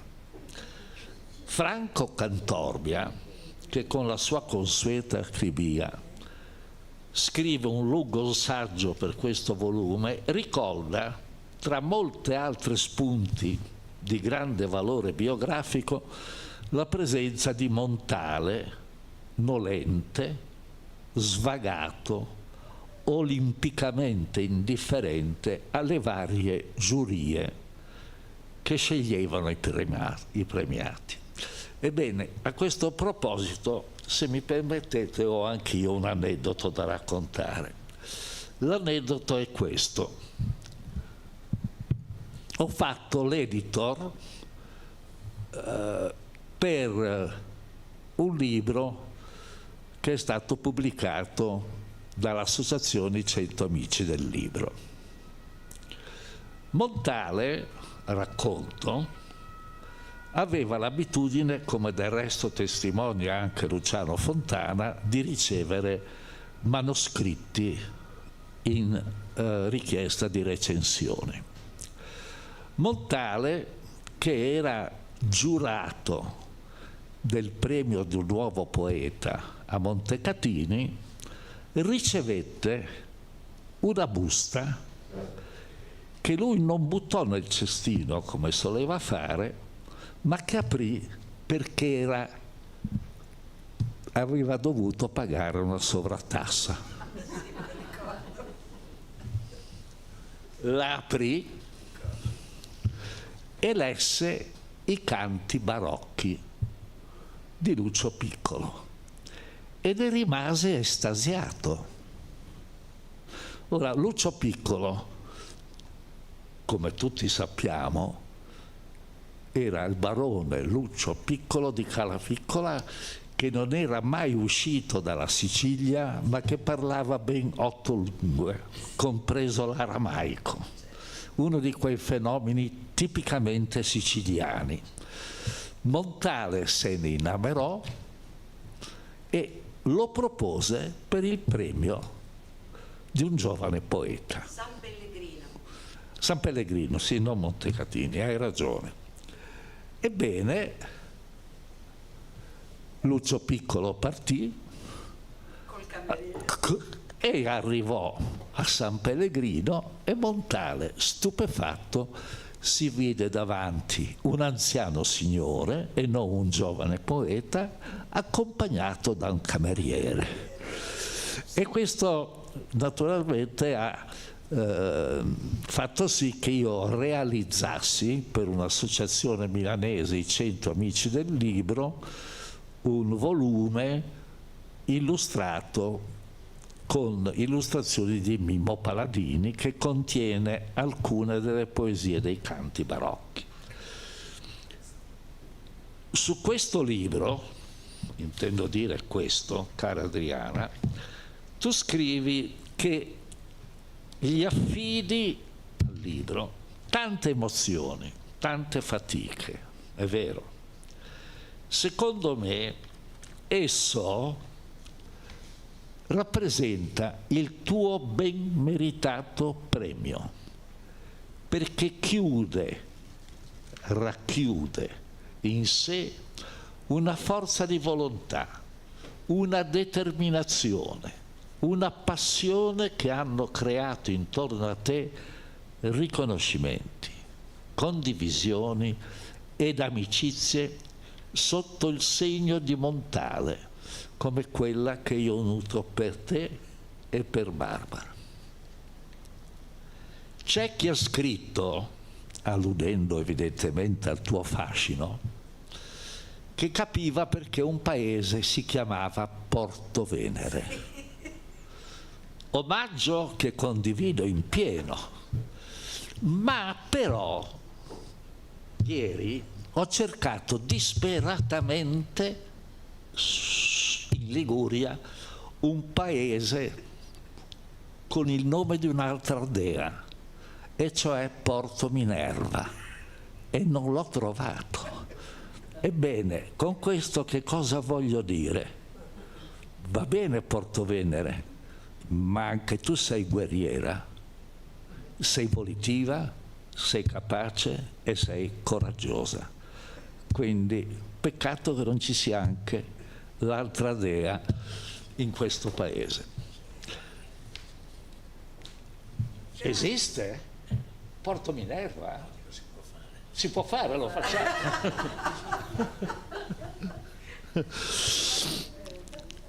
Sempre Franco Contorbia scrive che Fuori di casa è un libro di viaggi, ma anche il vostro premio, cara Adriana e Barbara, è un itinerario di viaggio alla ricerca della cultura più alta del nostro paese.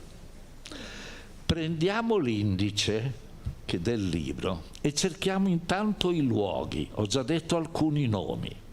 Ebbene, vi troviamo a Firenze il gabinetto Viesseux, il Caffè delle Giubbe Rosse, a Milano la Sormani, il Museo del Novecento, la Casa Museo Manzoni, a Roma Palazzo Altemps, Montecitorio e poi a Genova Palazzo Ducale, il Carlo Felice e infine i luoghi delle vostre città, La Spezia e Sarzana.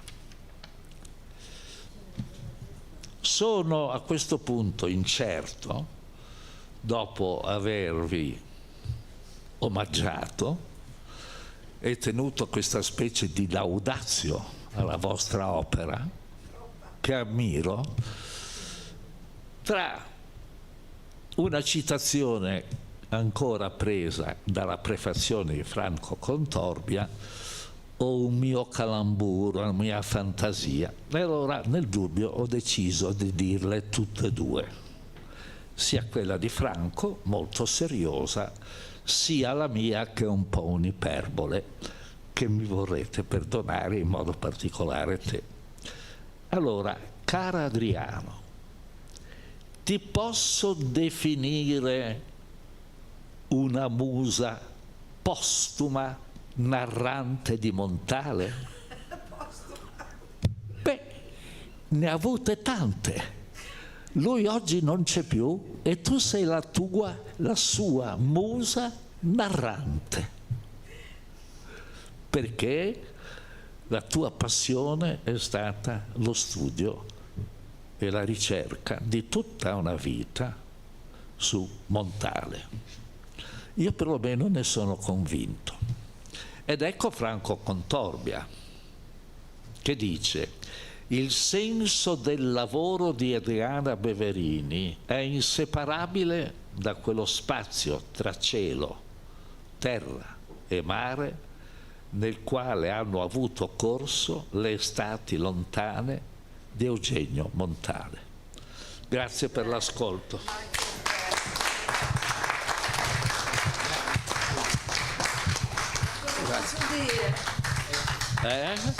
Cosa posso dire? Se non veramente ringraziare e dire che sono proprio commossa veramente, perché Beh, ma lo sai, no, che ti voglio bene. io come dico sempre all'amico Giuseppe, sono una provinciale. È vero che te lo dico sempre, Beppe? Io respiro. Sono una provinciale che non ha conosciuto Montale, ma forse proprio perché non l'ha conosciuto, l'ho amato più di tutte le sue donne. E poi io non sono stata pericolosa per nessuno, come invece le vere muse di Montale. Io non lo sapevo di questa sorpresa meravigliosa che ha fatto Giuseppe Manzitti. So che per noi, per il premio, la sua figura è importantissima, perché ogni tanto con nonchalance manda là un segnale, un consiglio. Se poi io sono in grado di recepirlo, bene, se no... E tutti i consigli che ci ha dato sono sempre stati molto, molto preziosi. Ci ha fatto conoscere personaggi, realtà che una provinciale come me non avrebbe mai conosciuto, e ci ha fatto sempre conoscere il meglio della cultura di questa grande città.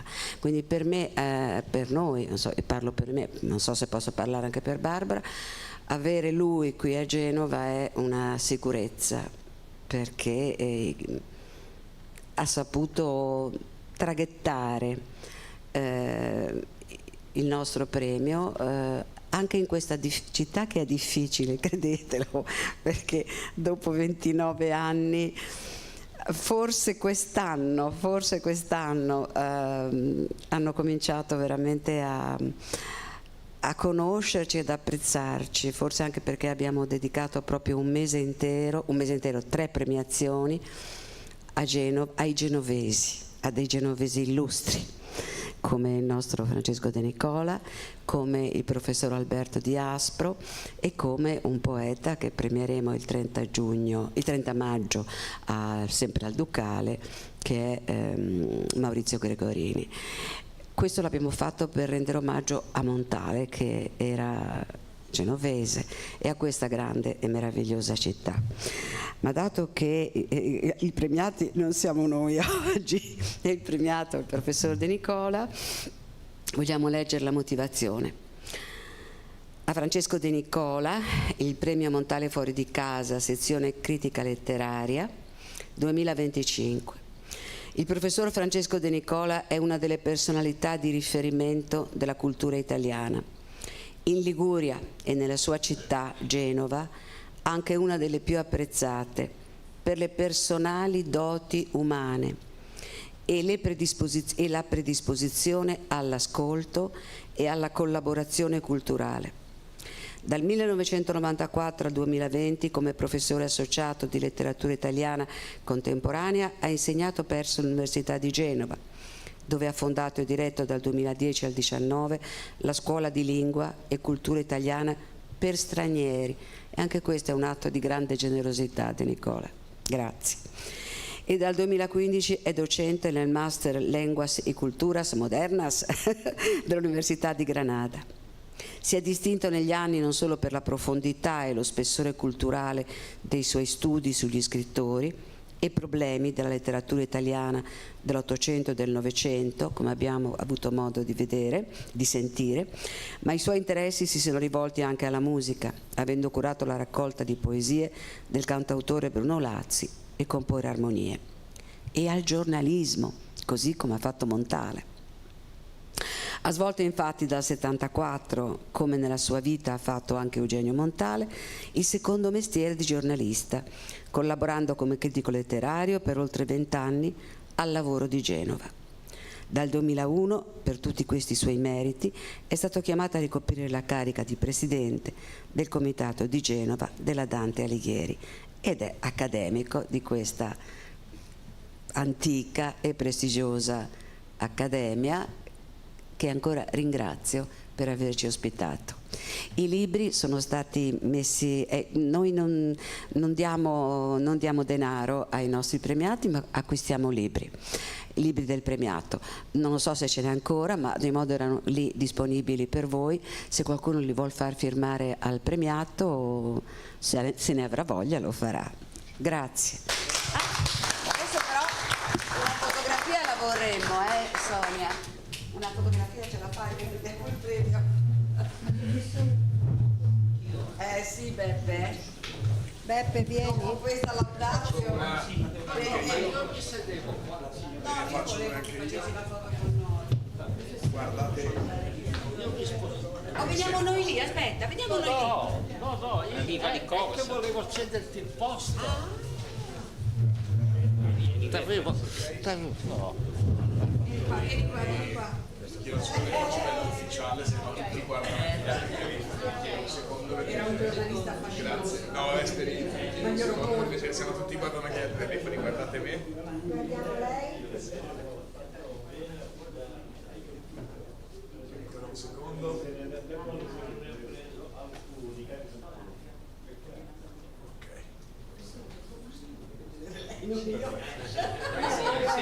Una per favore il professore che viene.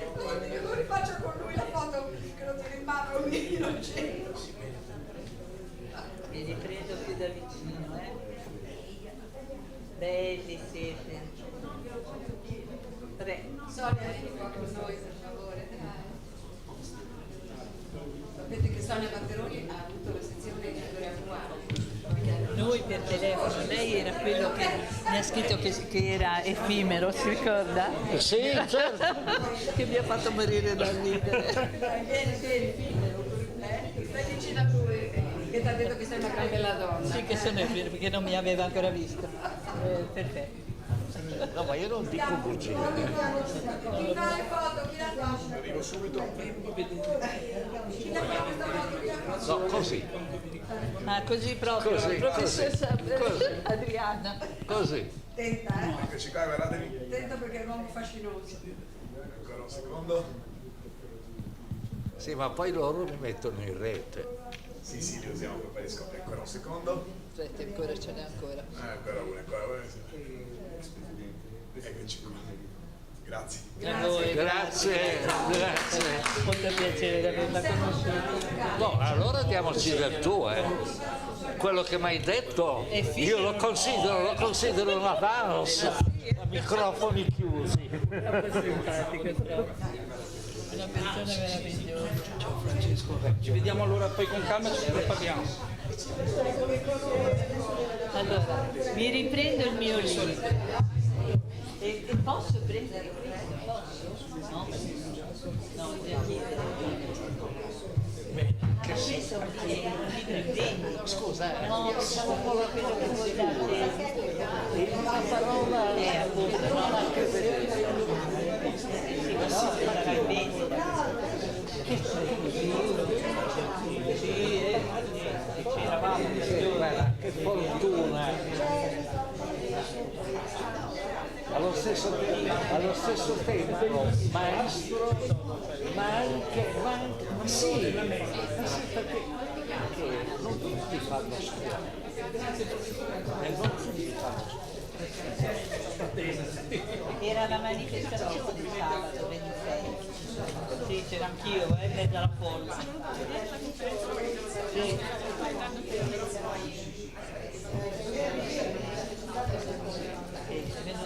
Ma c'era il mondo, eravamo tantissimi. E no, loro hanno detto 5.000, ma non lo so. Però gli altri erano veramente pochi. Gli altri erano pochi. 4 gatti. È da 2 giorni. Grazie a voi.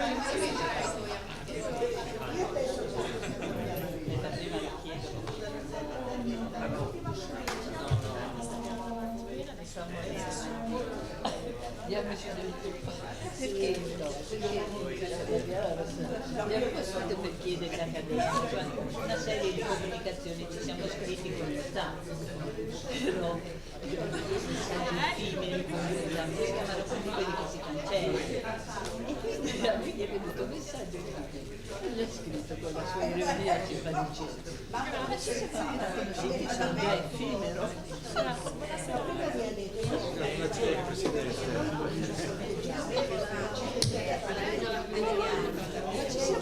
Ci siamo già conosciuti, sono già